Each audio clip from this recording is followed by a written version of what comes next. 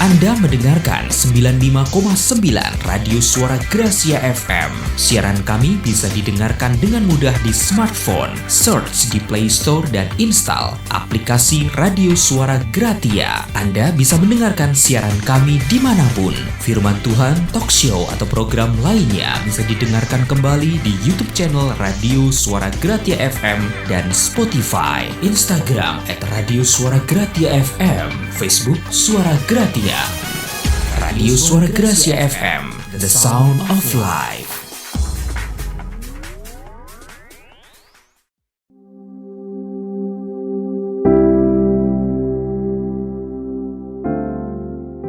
Shalom keluarga Gracia yang diberkati oleh Tuhan, khususnya pendengar program Mutiara Jiwa yang dikasihi oleh Tuhan.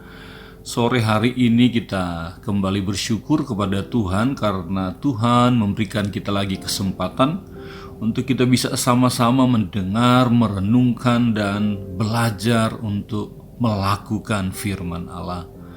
Mari saudara, sebelum kita mendengarkan firman Allah, kita akan sama-sama berdoa.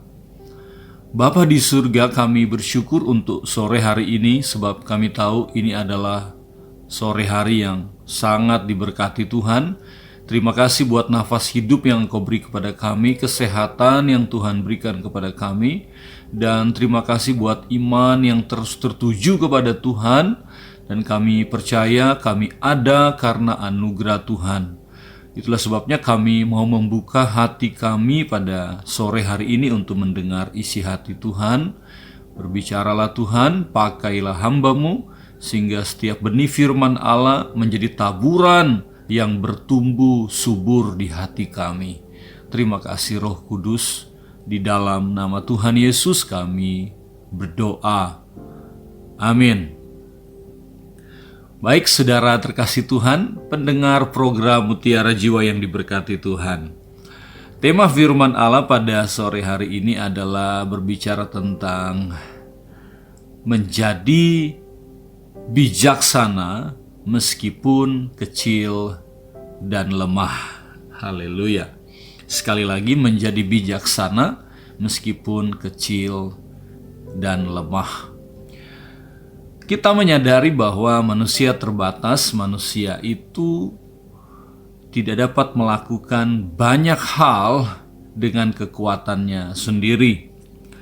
Kita setuju bersama bahwa kita rapuh, kita tidak berdaya tanpa Tuhan dalam hidup kita.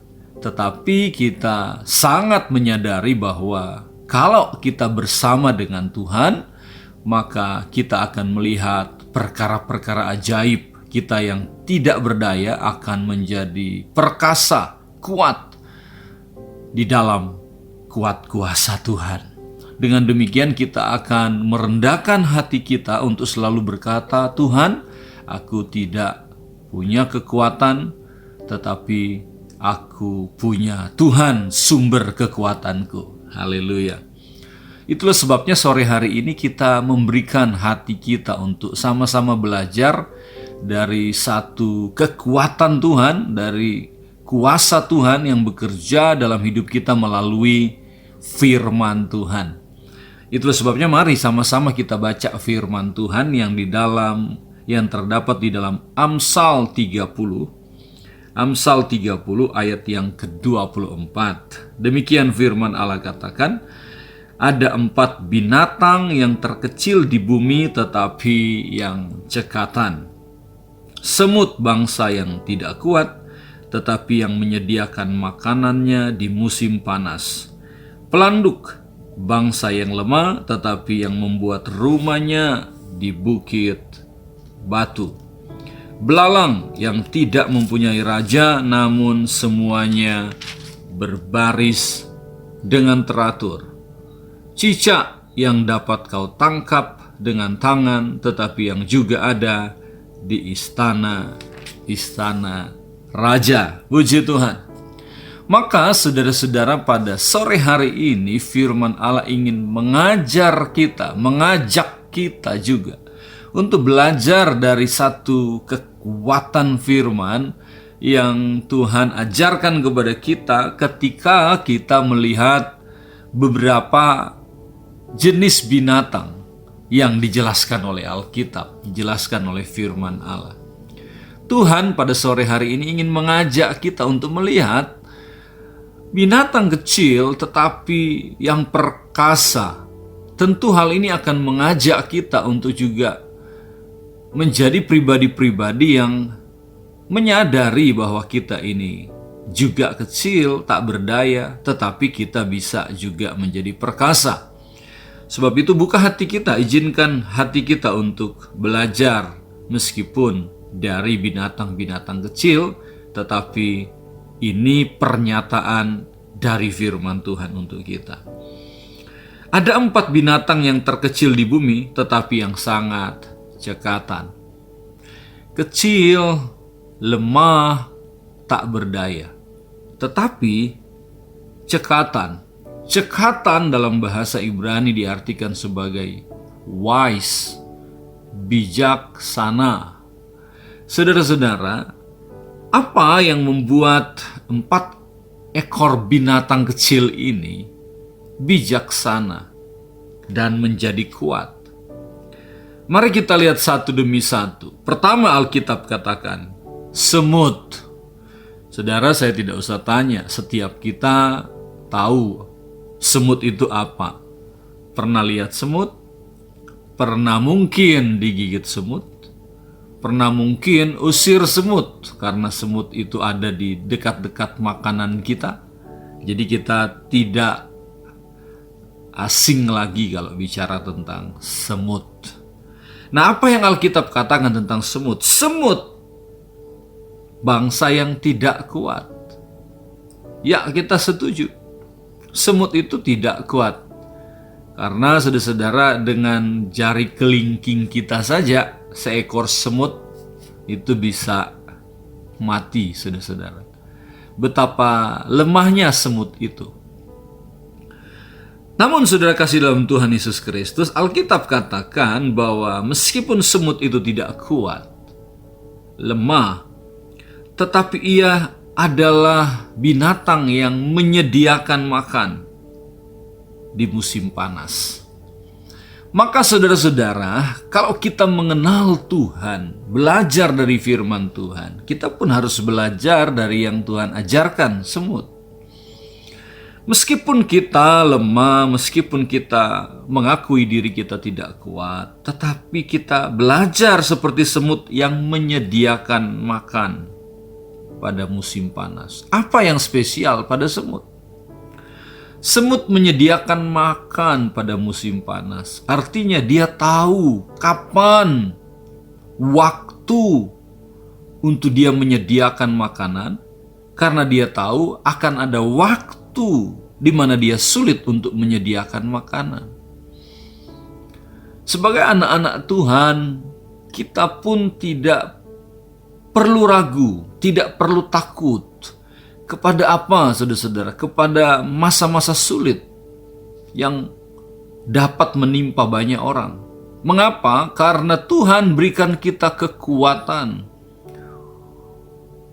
untuk menyediakan sesuatu dalam diri kita pada waktu itu sedang ada dalam kondisi baik. Dan saya mau berkata, saudara-saudara, bahwa ini adalah waktu-waktu yang baik buat kita. Waktu-waktu yang luar biasa untuk kita. Makanan di sini kalau kita belajar, ini tidak hanya bicara tentang makanan jasmani tentunya. Semut yang ada di pikirannya hanya makanan jasmani tentu saja. Tetapi anak Tuhan tidak hanya bicara tentang makanan jasmani, tapi juga bicara tentang nutrisi, kebutuhan-kebutuhan rohani kita. Dan izinkan saya berkata bahwa ini adalah waktu-waktu yang luar biasa untuk anak-anak Tuhan mengambil, meraih, mengumpulkan makanan-makanan, benih-benih rohani. Karena begitu banyak cara Tuhan untuk berbicara kepada kita hari-hari ini. Tuhan sedang melatih kita, mempersiapkan kita, membekali kita dengan bekal-bekal terbaik dari surga, dengan nutrisi terbaik dari surga, Sehingga kalau nanti saatnya tiba, datang masa yang sulit, sehingga mungkin saudara-saudara kehidupan kita nggak bisa lagi dengar firman Allah, sulit untuk mendapatkan firman Allah.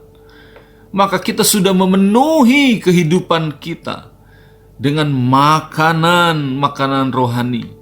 Sehingga saatnya tiba, ketika semua mungkin menjadi lesu, menjadi lemah secara roh, justru anak-anak Tuhan akan menjadi lebih kuat, semakin kuat, terus kuat di dalam kendali kuasa Roh Kudus. Maka saudara-saudara, meskipun kita kecil, meskipun kita tahu kita tak berdaya, tetapi jangan pernah berhenti, jangan pernah menjadi malas untuk mengumpulkan makanan rohani kita sebagai orang-orang yang percaya kepada Tuhan. Ya, itu yang pertama. Yang kedua, Alkitab berkata pelanduk bangsa yang lemah. Tadi dikatakan semut bangsa yang tidak kuat, tapi mengumpulkan makanan. Saudara, kita juga kumpulkan makanan rohani. Lewat firman Allah yang kita dengar, lewat persekutuan-persekutuan doa kita, ibadah kita. Sekarang sudah mulai bisa ibadah on-site. Ayo beribadah. Ya, kalau saudara diberkati dengan ibadah-ibadah online, beribadahlah dengan hati yang tertuju pada Tuhan. Kedua, pelanduk bangsa yang lemah, tetapi yang membuat rumah di atas bukit batu. Saudara, pelanduk itu kecil. Dia tahu musuhnya. Dia tahu bahwa dia gampang disergap, diterkam oleh satu ekor binatang yang menjadi musuh dia. Apa itu? Ular. Saudara-saudara, kalau pelanduk itu dia berkeliaran di tempat-tempat yang rendah, itu akan menjadi mangsa ular. Tapi pelanduk tahu di mana dia harus memposisikan dirinya. Dia posisikan dirinya, dia bangun tempat, dia bangun sebuah habitat, yaitu di tempat-tempat yang tinggi, di atas batu, saudara-saudara. Artinya apa, saudara-saudara?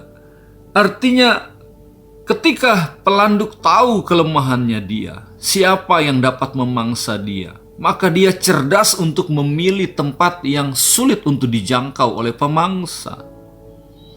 Ini mengajari saya dan saudara, kalau kita mau melihat pertolongan, melihat kekuatan Tuhan turun dalam hidup kita, dan tidak gampang menjadi mangsa dari dunia, dari dosa, dari keduniawian, dari kedagingan, maka saya percaya kita mesti belajar juga dari pelanduk. Posisikan diri kita ke tempat-tempat yang tinggi. Di manakah tempat yang tinggi? Alkitab berkata bahwa Tuhan adalah gunung batu keselamatan kita. Tempat yang tinggi itu adalah gunung batu yang adalah Tuhan itu sendiri. Kalau selama ini kita memposisikan diri, berdiam, merasa diri aman, karena kita punya banyak uang, karena kita cukup secara materi, maka izinkan saya sebagai hamba Tuhan berkata itu posisi yang lemah dan gampang dibangsa oleh musuh.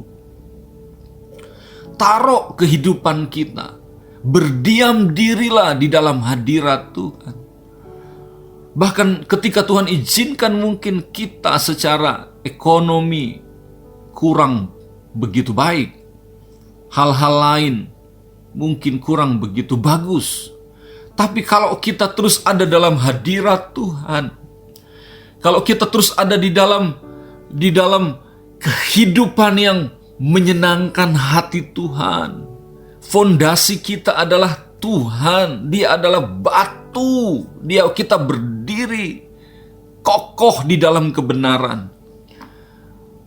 Maka saudara-saudara percayalah, tidak ada yang dapat merusak kehidupan kita. Saya ingat apa yang Alkitab katakan ketika Yesus mengutuk Kapernaum, Korasim, dan Betsaida. Tuhan Yesus berkata kepada 3 kota ini, terkutuklah engkau. Mengapa? Karena mereka tidak hidup di dalam pertobatan. Ada banyak mujizat mereka alami. Saya tahu bahwa Kapernaum adalah kota yang bagus, kota yang maju pada waktu itu. Secara ekonomi mereka maju. Tetapi di mata Tuhan Yesus mereka adalah kota yang terkutuk. Ditulis dalam Alkitab. Alasannya kenapa? Alasannya karena mereka tidak bertobat. Mereka mendasarkan kekuatan mereka kepada hal-hal dunia, dan mereka dimangsa oleh dunia. Sebab itu Tuhan berkata bahwa pertobatan itu jauh lebih kuat, jauh lebih mampu untuk membuat seseorang itu hidup di dalam kemenangan daripada hanya sekedar menerima mujizat. Saya tahu kita perlu mujizat, amin. Tetapi fondasi kekristenan yang kuat bukanlah mujizat. Fondasi kekristenan yang kuat, batu yang kuat yang membuat orang Kristen itu, anak Tuhan itu kuat, adalah Tuhan Yesus sendiri. Dan hidup di dalam pertobatan. Sebab itu pelanduk adalah bangsa yang lemah, tetapi dia tahu membangun kehidupannya di atas batu. Dia jauh dari ular. Demikian kehidupan saya dan saudara. Kita akan berkemenangan, hidup dalam kekuatan, kalau fondasi kita, bangunan hidup kita adalah Tuhan Yesus sendiri. Dan keputusan kita untuk hidup dalam pertobatan hari demi hari. Kita perlu mujizat, amin. Kita perlu kuasa adikodrati untuk menjalani hidup ini, amin. Tetapi sekali lagi, fondasi yang kuat untuk seseorang tetap bertahan dan menjadi kuat adalah hidup dalam pertobatan. Yang kedua, yang ketiga, saudara-saudara, Alkitab berkata, belalang yang tidak mempunyai raja, namun semuanya berbaris dengan teratur. Semua kita tahu belalang. Satu ekor belalang nggak terlalu berarti. Itu bisa menjadi mainan anak-anak. Anak-anak tangkap belalang, lalu kemudian ya diajak main. Kalau satu ekor belalang, lemah belalang itu. Tapi saudara-saudara, kalau bicara tentang kumpulan belalang, itu jumlahnya bukan 1, bukan 100, bukan 1000 saja.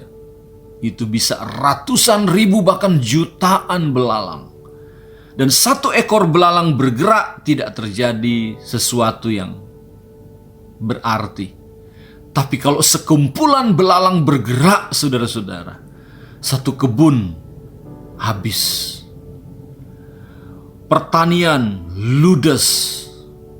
Kenapa? Karena mereka berjalan bersama-sama. Kebersamaan yang dibangun oleh belalang ini adalah contoh buat kehidupan kita juga.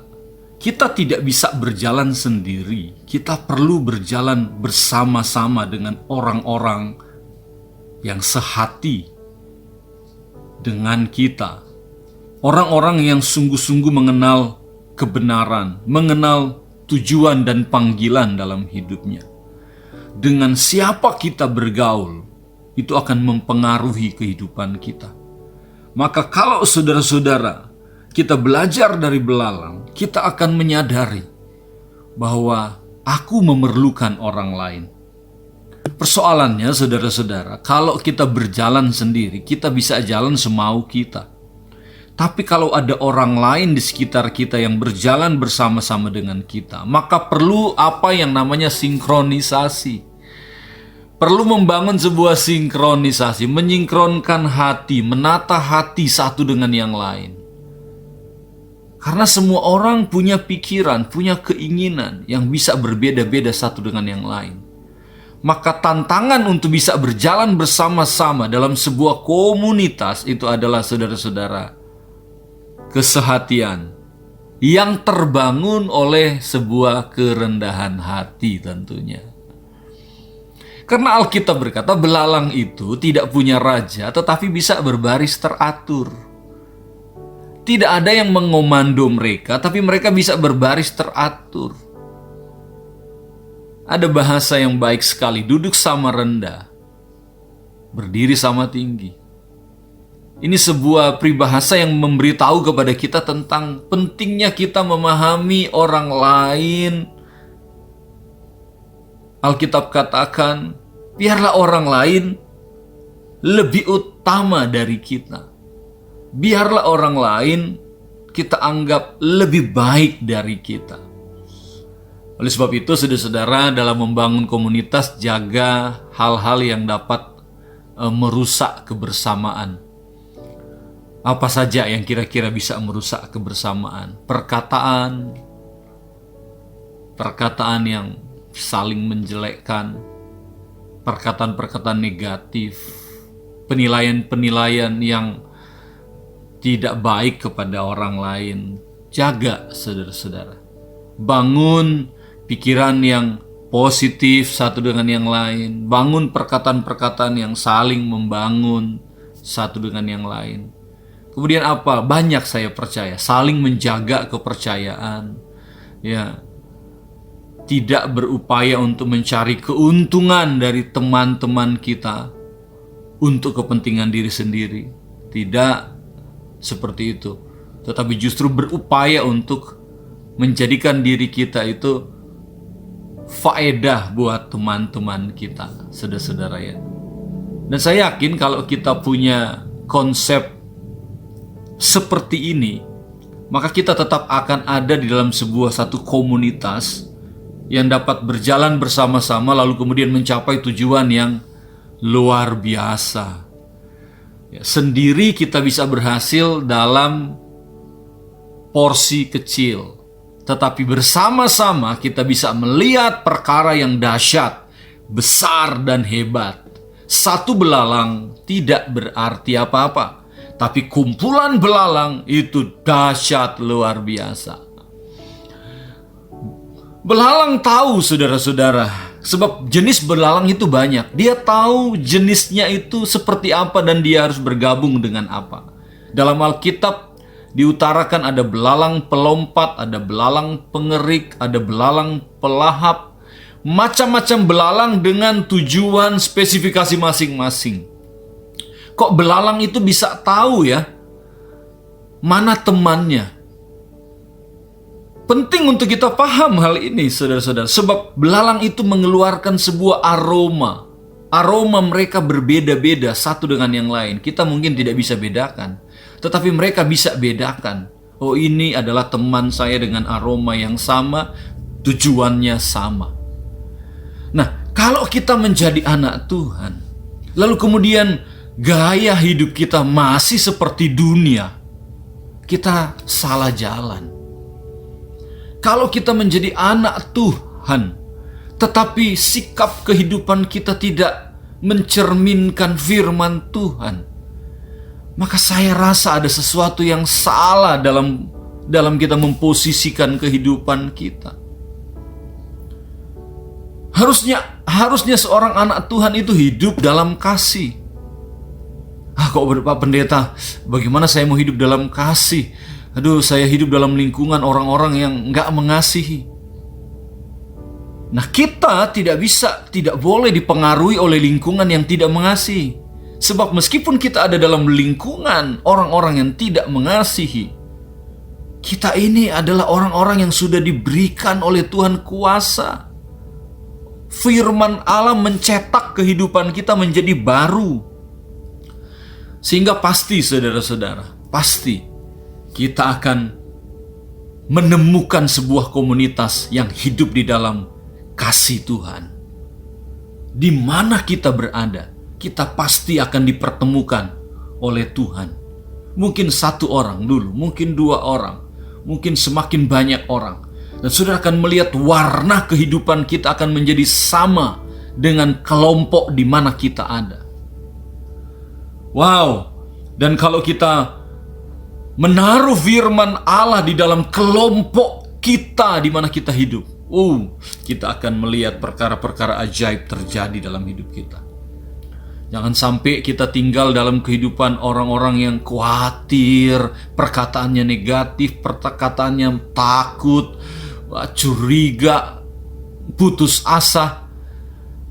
Nah, kita tidak akan nyaman hidup dengan komunitas seperti itu kalau memang hidup kita ini adalah hidup di bawah kendali firman. Kita pasti akan senang. Kalaupun kita tidak bisa belum menemukan komunitas di mana orang-orang itu takut akan Tuhan, paling tidak di mana kita berada, di situ kita justru akan menjadi berkat. Kita akan mewarnai komunitas itu dan akan tampil sebuah komunitas yang sungguh-sungguh sesuai dengan kehendak Tuhan. Menjadi sebuah kumpulan yang berbaris rapi, sehati untuk menyatakan kemuliaan Tuhan. Yang terakhir Alkitab ajarkan kepada kita, cicak. Cicak yang dapat kau tangkap dengan tangan, tetapi yang juga ada di istana-istana raja. Apa yang penting buat cicak dari ayat ini? Cicak itu bisa ditangkap, tapi kita tidak tertarik. Saya tidak tahu ya, kalau saya tidak tertarik untuk menangkap cicak, meskipun tidak sulit juga untuk tangkap cicak. Saya lebih tertarik untuk mengejar tikus kalau ada di dalam rumah. Saya suka lihat cicak, tetapi saya tidak tertarik untuk menjadi pemburu cicak. Saya lebih tertarik menjadi pemburu tikus, karena bagi saya tikus itu hama, kotor, jorok. Dari sini saya paham kenapa saya tidak mengejar cicak, karena cicak tidak merugikan saya. Cicak tidak makan makanan saya. Cicak makanannya tidak pernah berubah. Ada lagu kan? Cicak-cicak di dinding, diam-diam merayap, datang seekor nyamuk, hap, lalu ditangkap. Dia tidak pernah berubah menu makanannya. Menu makanannya adalah selalu nyamuk. Dan itu tidak mengganggu saya. Itulah sebabnya saya tidak menangkap cicak. Berbeda dengan tikus. Tikus sudah bau, ya jorok. Lalu kemudian dia bisa ambil makanan kita dan sisa dari gigitan dia bisa menjadi penyakit buat kita. Maka apa maksudnya? Cicak itu adalah lemah, tetapi dia tidak merugikan orang lain. Dia tidak merugikan pihak lain. Dia fokus kepada apa yang menjadi menunya. Dia akan makan nyamuk saja. Itulah sebabnya kalau ada cicak di istana, saya tahu raja, presiden tidak terganggu. Betul ya saudara? Dia tidak terganggu. Cicak, maka Alkitab berkata, cicak dapat kau tangkap dengan tangan, tetapi dia juga ada di istana. Cicak bisa melihat orang-orang hebat, tetapi dia tidak pernah punya keinginan untuk mengambil dari yang dia lihat. Setiap kali dia lapar, dia butuhnya nyamuk, itu saja. Saudara, dalam kehidupan kita sebagai anak-anak Tuhan, salah satu hal yang dapat merusak seseorang adalah ketika dia berubah dan merugikan orang lain. Kenapa? Karena dia mungkin lihat orang lain lebih hebat, dia lihat orang lain lebih sukses, lalu kemudian dia juga ingin seperti orang lain, sukses seperti orang lain. Akhirnya jadilah sikut menyikut, melupakan apa yang menjadi fokus untuk dirinya, lalu kemudian mengambil apa yang tidak harus menjadi miliknya. Nah, orang seperti ini nggak bisa ada di istana, tidak bisa ketemu dengan orang-orang besar, nggak punya komitmen. Kira-kira mungkin begitu, saudara-saudara. Kalau orang punya komitmen dalam hidupnya, dia tahu batasan hidupnya, dia akan bergerak dalam apa yang Tuhan sudah bataskan kepada dia, maka dia tidak akan merusak apa yang orang lain bangun. Dia akan membangun apa yang Tuhan sudah percayakan kepada dia. Dia tidak akan berkeinginan untuk mengambil apa yang orang lain punya. Itu yang saya dapat dari Cicak, saudara-saudara. Cicak fokus kepada apa yang dia butuhkan. Dia butuh nyamuk, ya dia makan nyamuk. Mau dia ada di rumah kecil, mau dia ada di rumah sederhana, dia tetap nyamuk yang dia kejar. Dia mau ada di istana, dia tetap nyamuk yang dia kejar.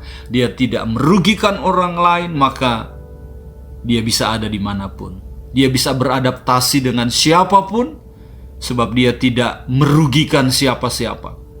Dia justru membawa keuntungan karena dia makanannya adalah nyamuk. Saudara kasih Tuhan Yesus Kristus, beberapa panduan dari firman Allah ini sederhana buat kita, tetapi kalau kita renungkan dengan baik-baik, sesungguhnya kita sama.